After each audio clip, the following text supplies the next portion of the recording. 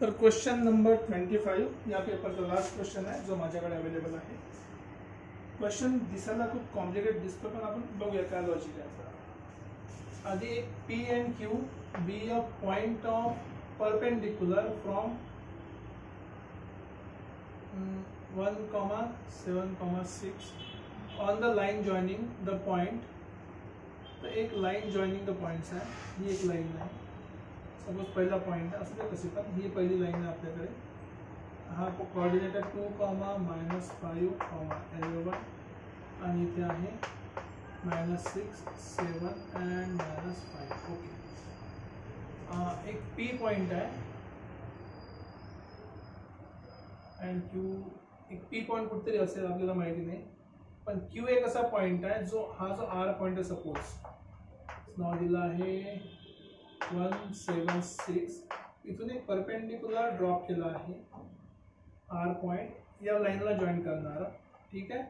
आणि सपोज कुठेतरी P point आहे, मला एक्झॅक्टली नाही माहीत, मी रँडमली कुठेतरी लिहितो पी पॉइंट. समजा इथं पी पॉइंट आहे 10, -2, -1. आपल्याला हा पी आणि क्यूचा डिस्टन्स काढायचा. ओके. काय काय माहिती आधी आपल्याला फक्त क्यूचे कॉर्डिनेट पाहिजे. तो क्यूचे कॉर्डिनेटसाठी आपण काय म्हणू शकतो, हे या लाईनवर आहे म्हणजे पहिलं आपल्याला लाईनचं इक्वेशन लागेल. लाईनचं इक्वेशन काय असणार आहे? लाईनचं इक्वेशन काय असणार आहे? एकदम सिंपलचं आहे. x - 2.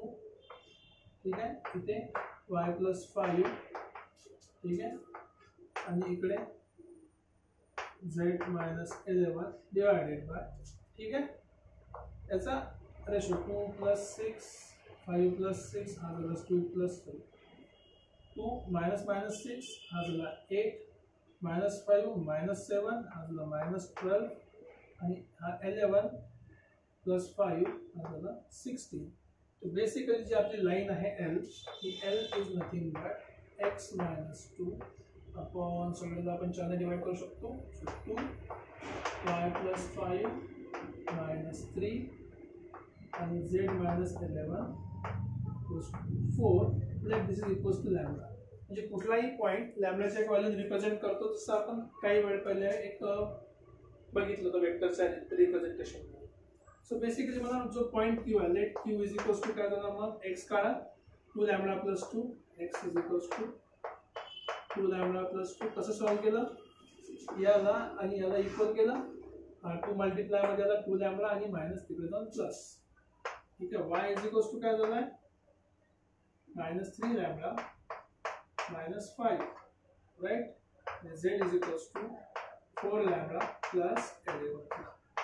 क्यूचे कोऑर्डिनेट भेटले.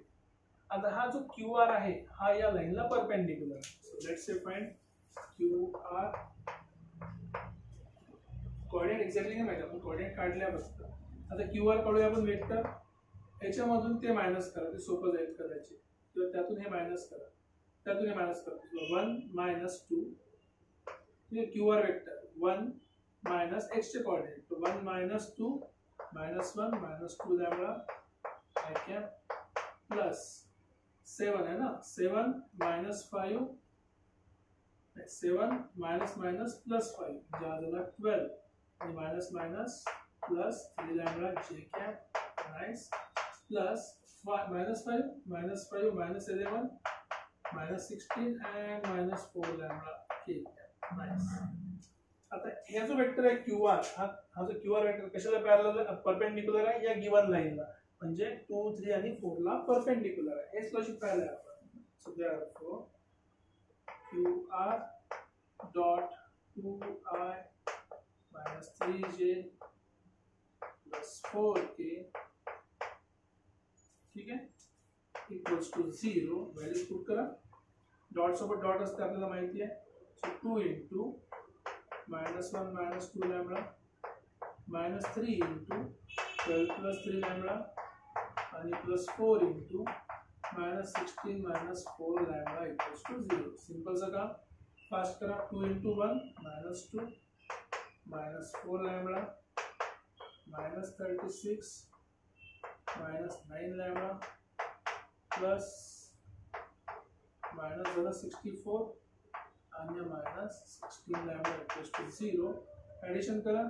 16 and 4 20 29, so equals to 29 lambda. आणि इकडे calculation 10 100 102 minus 102.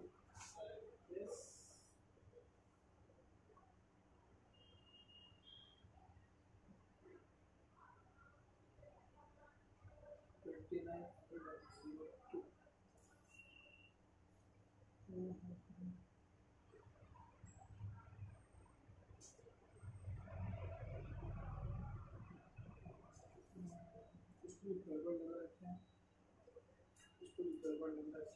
Two positive minus 3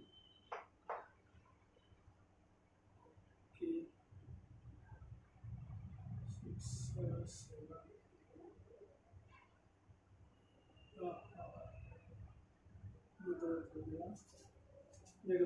6 minus करायचं ना 6 minus 11 6 minus 11 अगला minus 5 इकडे दूसरा नंबर येते काय 6 minus 11 minus 5 आणि हा minus 4 अच्छा this becomes minus 5 minus 5 20 20 अब देखते हैं 20 56 58 minus 58 so therefore lambda equals to minus 2 so minus 2 मिळाला आपल्याला काय पाहिजे QR चा डिस्टन्स पाहिजे ठीक आहे QR काढून घेऊ आपण आणि QR इथे -2 पुट करा सो QR वेक्टर किंवा पॉइंट Q काढायचा सरळ इथे Q पुट करायचा आहे ना इथे -2 आहे Q पुट करा सो 2 into -2 plus 2 -4 plus 2 -2 ठीक है minus minus plus 6 डायरेक्टली तो -5 equals to 1